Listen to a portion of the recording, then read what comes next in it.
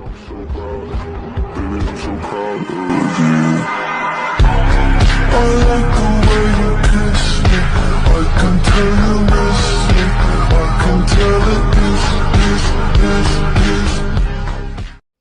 When you're into something like Sonic or SpongeBob, you tend to interact with people within that community, of course. There's some good, but there's also very, very fucking stupid. I mean, he did murder his own Omni-Man. We don't know how. So if I were to ask you your favorite Invincible variant, you'd probably say Full Maskable, or Omni-Mark, or Mohawk Mark, or Viltrumite Mark especially, or Sinister Mark, which a lot of people have grown to like. Today I want to talk about why I believe Sinister Mark is the strongest variant and tear down arguments that are saying he is not. So let's get straight into it. First things first, the comic and the TV show are two different things, but I believe they are around the similar strength, but of course the comics is probably stronger than the TV show version. Now let me explain everything he goes through in the comics. First he fights Duncan Rosenblatt, aka the fire breather of his dimension. Great movie, by the way. He talks about his version of Duncan being one of the most ferocious villains he's ever faced, and the king of all monsters. This is extremely important. In the 2009 movie Fire Breather, Duncan's father is the king of all kaiju, not Duncan. In the movie, we are told repeatedly that Duncan's father, Belloc, is a terrifying monster. And it is shown to us that it seems like he cares little for humans, but has a deep love for his family. Sounds like another person I know. This person, who is usually seen as good, is shown as evil in Sinister Mark's universe, along with Mark himself. This has led fans to believe that people in Sinister Mark's universe are a little bit more evil. Next, we see him punch Oliver, and here it looks like he's saying that he was looking forward to killing his mom himself this time, but this is possibly some other Mark. It is showing us multiple different panels of different things happening, so it's possibly him, it's also possibly not him. We don't know. Only 8 Invincible variants survive the war. Sinister Mark is one of them. Sinister Mark says, "Why are we meeting above my house? I hate coming back to this place." Full Mask Mark immediately responds with, "Not all of us killed our mother here," implying that he knows Sinister Mark killed his own mother. But notice how he also says, "My father destroyed this place before I could kill him." Full Mask Mark killed his father. Not only is he implying that some of them also spared their mom, this also implies that Sinister Mark and Omni Mark are not the only ones that killed their father, and I never hear or see anyone mention it. Anyway, Sinister Mark tells off Angstrom and they all get trapped in the desert dimension because of it. Now this is where the arguments come in. People seem to think Viltrumite Mark is the strongest due to killing Spawn, even though a lot of people in the fandom have already agreed that Spawn is way too powerful for that, and it might be a weaker version of Spawn, or one of the Hell Spawn, or just a version of Spawn who isn't Spawn. That's a little confusing, but that doesn't matter. What matters is that the next time we see Sinister Mark, he's eating Viltrumite Mark and says it's a fresh kill.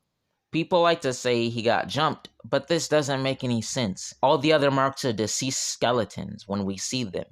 The only other two are Prime Mark, who just got there, and Mohawk Mark, who wasn't with the group. And Mohawk Mark said he only helped kill and eat the first one. Now, for some odd reason, people think Sinister Mark manipulated everyone into killing and eating each other. Well, that just doesn't make any sense. Here, he clearly says, "They think I planned it, but I didn't think I'd be last." The first guy was an asshole, then they kept getting hungry, and then they kept picking, and it kept not being him. This clearly implies that they were probably picking at random, or who was the bigger asshole, or who was weaker, and easy. There was no jumping, there was no manipulation, and there is no Queen of England. Viltrumite Mark lost, and Sinister Mark sustained no injuries, although his clothes were a little torn. Sinister Mark fights Main Mark and says, Notice how we weren't getting weaker when we got hungry?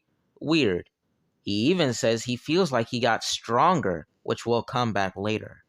Mark tries to fly away, and Sinister Mark immediately catches up with him, tossing him to the ground. Mohawk Mark comes out of nowhere and saves him. They fly away, and he says, "I don't care who you are. He's going to kill you. He tried to kill me. If we work together, we can stop him from killing us both. I think." Mohawk Mark isn't even sure they can both take him down together. And then Sinister Mark immediately catches up with them. He was not lying about his speed. And then Mohawk Mark is able to beat Sinister Mark to death. I think this is due to, number one, the adrenaline boost theory, where Mark has the adrenaline boost humans get that makes him stronger. Number two, Mohawk Mark ate the first one. He only helped eat the first person. Sinister Mark has likely been eating all of them. And he said the hungrier they got, the stronger they got, he believed. So this would make sense. Mohawk Mark is starving, he's hungrier, he's stronger. Now let's talk about the Omni-Man in the room. People believe Sinister Mark's version of Omni-Man is weaker than our Omni-Man. For no reason. The most common reason is people believe Sinister Mark isn't strong enough to kill main Omni-Man, therefore his Omni-Man must be weaker. Either that or, well, since Mark is evil, his Omni-Man is good. Even though we are shown evil Marks with evil Omni-Men, so I don't get that one there. He could have killed his dad while he was sleeping. His dad could have given up because it's his son. Or he could have ripped his dad's heart out, as shown in the art, officially drawn by Ryan Otley, one of the creators of Invincible. He's even saying, "Oh, poor dad." Like, "Oh, poor Angstrom," which is everywhere online. In conclusion, Sinister Mark is a ruthless cannibal who lives in a world that's probably a little more evil than some others. He is my favorite, so there is some bias here, but there's also facts and logic put into this. You can choose rather to believe it or rather not to. You can stay in ignorance or come up with your own counterpoints that actually make sense.